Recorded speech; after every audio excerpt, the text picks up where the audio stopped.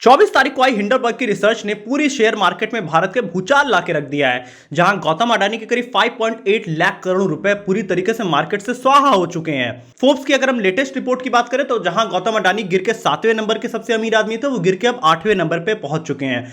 तो हमने अपने कल के एपिसोड में डिटेल में बात किया था कि हिंडरबर्ग ऑर्गेनाइजेशन ने क्या क्या गौतम अडानी के ऊपर सवाल उठाए हैं, जिसको आपने काफी पसंद किया था। लेकिन कल ही रात में 29 तारीख की रात में गौतम अडानी की तरफ से भी 413 पन्ने की एक रिपोर्ट आई, जिसमें उन्होंने डिटेल में बात किया कि क्या क्या हमारे ऊपर एलिगेशन लगे हैं और उन सब के उन्होंने जवाब देने की कोशिश किया। तो हमारा यह धर्म बनता है कि हम अडानी की तरफ से भी जो रिस्पॉन्स आए हैं उसको भी आपको बताने की कोशिश करें, क्योंकि एज ए इन्वेस्टर आपको दोनों तरफ की बातें पता होनी चाहिए।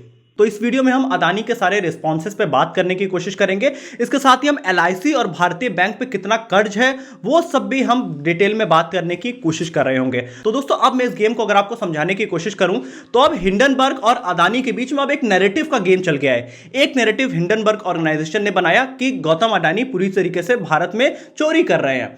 अब गौतम अडानी की तरफ से जो रिस्पांस आया है उसमें उन्होंने भारत के नाम को जोड़ दिया है, नेशनलिज्म को उन्होंने आगे लेके आया है। अब उनका यह कहना है कि भारत के नेशनलिज्म पे बड़ा सवाल उठा है एक अमेरिकी ऑर्गेनाइजेशन ने। गौतम अडानी की तरफ से आए हुए रिस्पांस को अगर अब हम डिटेल में देखने की कोशिश करें तो यहां पे सबसे पहले इन्होंने अपने स्टेक होल्डर्स, अपने इन्वेस्टर्स को एक जवाब बताया है। इन्होंने बोला है कि we are shocked and deeply disturb to read the report which is nothing but a lie. ये पूरी रिपोर्ट एक झूठ है। The report is malicious combination of selective misinformation and concealed fact related to baseless allegation to drive ulterior motive. इसका मतलब यह है कि यह पूरी रिपोर्ट झूठ पे आधारित थी हिंडनबर्ग की, और यह पूरी तरीके से हमारे ऑर्गेनाइजेशन पे एक बड़ा धब्बा लगाने की कोशिश की गई है। इसी के साथ इन्होंने यह भी बोला it is basically calculated attack on India. यह अटैक पूरी तरीके से भारत की स्वायत्तता पे है, it's institution and it's growth story. अब यहां पे इन्होंने बोला कि भारत की जितनी इंस्टीट्यूशंस हैं उनके ऊपर भी ये सवालिया निशान उठाता है, और भारत की जो ग्रोथ है उस पर भी ये सवाल उठाने की कोशिश कर रहा है। मतलब गौतम अडानी ने अब एक नैरेटिव बनाने की कोशिश की है, जिस तरीके से आप बहुत सालों से देख रहे हैं, एक नेशनलिज्म का मुद्दा बना के भारत में लोग आगे बढ़ने की कोशिश करते हैं। अब वही गौतम अडानी भी कोशिश कर रहे हैं इस समय। यहां पे अगर हम देखने की कोशिश करें तो उन्होंने एक लाइन और लिखा है, this is merely an unwarranted attack on any specific company but a calculated attack on India. Bharat के ऊपर एक बड़ा अटैक है। यह गौतम अडानी की सबसे पहली स्टोरी लाइन में कहने की कोशिश हुई है। अब यहां पे अगर हम इन 413 पन्ने के रिस्पांस को देखने की कोशिश करें तो इसमें जो 350 पेज हैं वो इनके एनुअल रिपोर्ट्स, इनके प्रेस रिलीज से उठा के इन्होंने सीधे लगाए हुए हैं। इनका कहना यह है कि जितने भी सवाल हमसे पूछे गए हैं वो हम पहले ही अपने प्रेस रिलीज, अपने एनुअल रिपोर्ट्स, अपने बैंक की तरफ से आए हुए स्टेटमेंट, उन सब में हम पहले ही बता चुके हैं। तो ये सारे जो क्वेश्चंस हैं ये पूरी तरीके से निराधार हैं, बेसलेस हैं। आपको याद होगा कि हिंडरबर्ग ने करीब 88 सवाल पूछे थे, उन सब का इन्होंने रिस्पांस देने की कोशिश की है। तो सबसे पहले इन्होंने हिंडरबर्ग के ही ऊपर सवाल उठाया है अपने रिस्पांस में। इन्होंने बताया कि हिंडरबर्ग ने यहां पे पूरी तरीके से पैसा बनाने की कोशिश की है।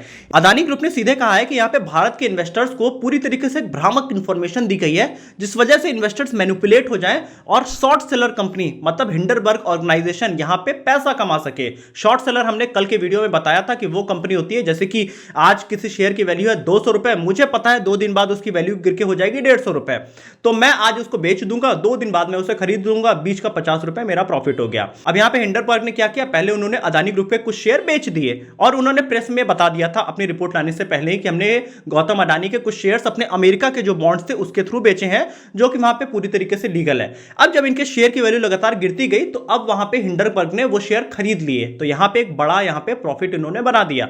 तो कुछ ये सवाल उठाने की कोशिश की गई है गौतम अडानी की तरफ से कि हमारे इन्वेस्टर्स को पहले मैनिपुलेट किया गया, उनको गलत इंफॉर्मेशंस बताई गई भारत के इन्वेस्टर्स को, और जब शेयर की वैल्यू गिरी तो उन्होंने बहुत मोटा प्रॉफिट वहां पे बना दिया।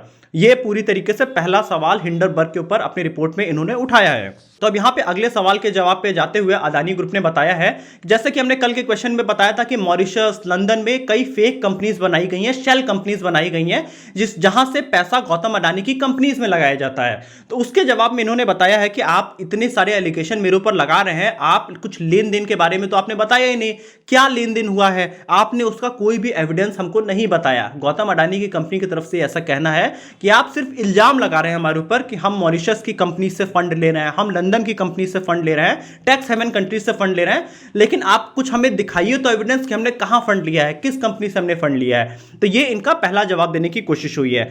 दूसरा सवाल गौतम अडानी पे उठा था कि इन्होंने अपने बहुत बड़े अमाउंट में अपने लोन्स लिए हैं अपने शेयर्स को गिरवी रख के। तो अदानी ग्रुप का कहना है कि ये सारा कॉमन प्रैक्टिस है ग्लोबली, मतलब हर कंपनीज ये काम किया करती है और हमने जो भी किया है हमने भारत के ऑर्गेनाइजेशंस को, भारत के बैंकों को डिटेल में बताया है, हमने अपने शेयर्स लोन पे रखे हैं और तब जाके हमने पैसा उठाया है। तो ये किसी तरीके का कोई फ्रॉड हमने नहीं किया है। यहां पे अदानी ग्रुप ने सीधे कहा है, raising financing against share as collateral was common practice globally and loans were given by large institution and bank on the back through thorough credit analysis. मतलब यहां पे बैंकों ने हमारी पूरी कंपनी को एनालाइज किया, उसके बाद हमें लोन दिया गया है। तो यहां पे हमने कोई फर्जीवाड़ा नहीं किया है। इसके साथ ही उनका यह भी कहना है कि पहले हमने 50% तक के लोन लिए थे अपने शेयर्स पे, लेकिन अब उसको घटाते घटाते हम 20% तक आ गए हैं दिसंबर 2022 तक। मतलब हमने अपने लोन्स घटाए हैं, हमारे लोन्स बढ़े नहीं है। अगले बड़े सवाल का जो जवाब अदानी ग्रुप ने दिया है वो ये है कि इनके ऊपर कई एलिगेशन लगाए थे कि इनकी ऑडिट्स जो कंपनियां किया करती हैं उसमें 23 साल 28 साल के लड़के काम किया करते हैं। तो यहां पे अदानी ग्रुप का कहना है कि हमारे जो पूरा पोर्टफोलियो है उसको स्ट्रॉन्ग इंटरनल कंट्रोल और ऑडिट कंट्रोल के अंदर रखा जाता है। हमारी जो भी ऑर्गेनाइजेशन है उनको बड़ी बड़ी कंपनियां ऑडिट करती हैं, जैसे अर्नस्ट एंड यंग हो गया, डिलॉयट हो गया, ये बड़ी बड़ी कंपनियां हमारी कंपनी को एनालाइज करती हैं। यहां पे इन्होंने बताया the audit committee of each of the listed company is composed of 100% independent directors. मतलब इंडिपेंडेंट डायरेक्टर्स हमारी कंपनी को 100% ऑडिट किया करते हैं। और इसके साथ ही उन्होंने यह भी कहा कि वी हैव ग्लोबल बिग 6 और regional leader as statutory auditors.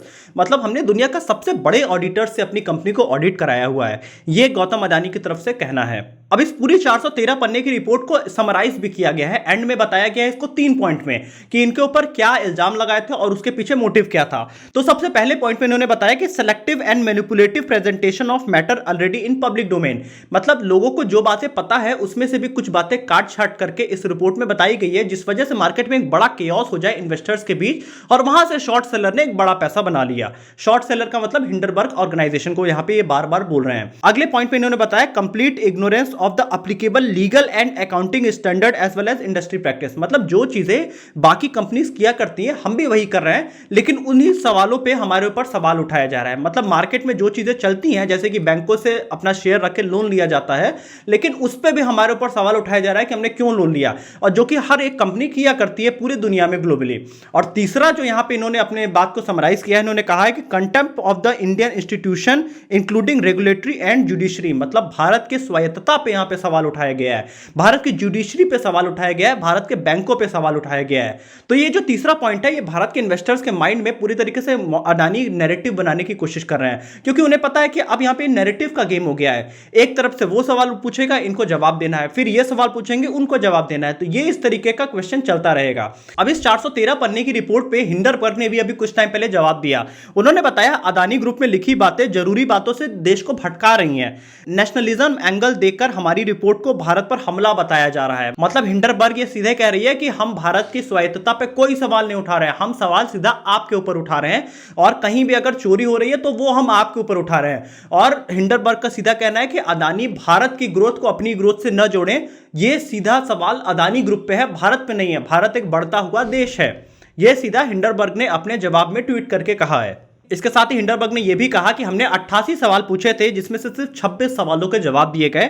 इस 413 पन्ने की रिपोर्ट में सिर्फ 30 पन्ने पे हमारे बारे में बात किया गया है, या हमने जो सवाल उठाया था उस पर बात किया गया है। बाकी सारी बातें गोल गोल घुमा दी गई है। इन्होंने विनोद अदानी पे कोई जवाब नहीं दिया है, इन्होंने मॉरिशस के अपने लिंक पे कोई जवाब नहीं दिया है, इन्होंने अपने चाइना के कनेक्शंस पे कोई जवाब नहीं दिया है। ये सारे एलिगेशन दोबारा अभी हिंडरबर्ग ने कुछ टाइम पहले अभी लगाए हैं, जिसको हमने रिपोर्ट में अभी बनाया। अब यहां पे आप इन दोनों बातों को सुन के समझ पा रहे होंगे कि एक साइड से अदानी की तरफ से जवाब दिया जा रहा है, दूसरा हिंडरबर्ग की तरफ से दिया जा रहा है। तो इस तरीके की बात अब आपको अगले कुछ दिन होते हुए दिखेगी, और इसका कोई सोल्यूशन नहीं है। जिधर से नैरेटिव बड़ा बन गया, जिधर से स्टोरी बड़ी क्रिएट कर दी गई, वो चीजें बढ़ जाएंगी। मतलब अगर अदानी की तरफ से नेशनलिज्म एंगल बढ़ा दिया गया, या उन्होंने अपने ट्रस्ट और लोगों में बढ़ा दिया, तो अदानी के शेयर फिर से उठेंगे। अगर हम आज की बात करें तो अदानी ट्रांसमिशन और अदानी टोटल गैस के शेयर काफी ज्यादा 20% तक गिरे हैं, लेकिन अदानी एंटरप्राइजेस के शेयर थोड़े बहुत बढ़े भी हैं।